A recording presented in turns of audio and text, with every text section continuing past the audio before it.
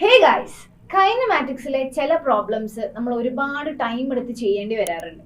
അതിലൊരു type of problem എങ്ങനെ വെറും 10 സെക്കൻഡിൽ സോൾവ് ചെയ്യുക എന്നുള്ളതാണ് ഞാൻ ഇന്ന് നിങ്ങളടുത്ത് ഡിസ്കസ് ചെയ്യാൻ പോകുന്നത്. ഇപ്പം എൻ്റെ കയ്യിലുള്ള ഒരു ബോൾ ഇതിന് ഞാൻ മുകളിലേക്ക് എറിഞ്ഞു. സോ ഇത് അറ്റൈൻ ചെയ്യുന്ന ഒരു മാക്സിമം ഹൈറ്റ് എച്ച് ഉണ്ടാവും. ആ ഏറ്റവും മാക്സിമം ഹൈറ്റിൽ എത്തുന്ന സമയത്ത് അതിന്റെ വെലോസിറ്റി 0 ആയിരിക്കും. എല്ലാവർക്കും അറിയാവുന്ന കാര്യമാണ്. ഈ ബോള് താഴേക്ക് വരുന്ന സമയത്ത് ഇതിന്റെ വെലോസിറ്റി v/2 അല്ലെങ്കിൽ 1/2 ആവുന്ന ഹൈറ്റ് എത്രയാണ്, അല്ലെങ്കിൽ 1/3 ആവുന്ന ഹൈറ്റ് എത്രയാണ്, അല്ലെങ്കിൽ 1/4 ആവുന്ന ഹൈറ്റ് എത്രയാണ്?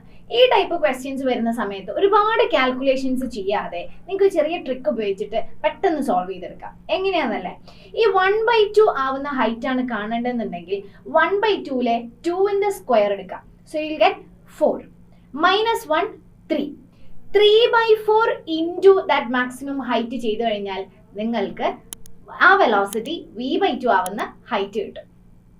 ഓക്കെ, ഇനിയിപ്പോൾ ഇൻ കേസ് ഇറ്റ് ഇസ് 1/3 ആണെങ്കിൽ 3 സ്ക്വയർ 9 - 1 8 8/9 ഇൻറ്റു മാക്സിമം ഹൈറ്റ് ചെയ്ത് കഴിഞ്ഞാൽ ആ വെലോസിറ്റി 1/3 ആവുന്ന ഹൈറ്റ് എത്രയാണെന്ന് സിമ്പിൾ ആയിട്ട് കാൽക്കുലേറ്റ് ചെയ്തെടുക്കാം.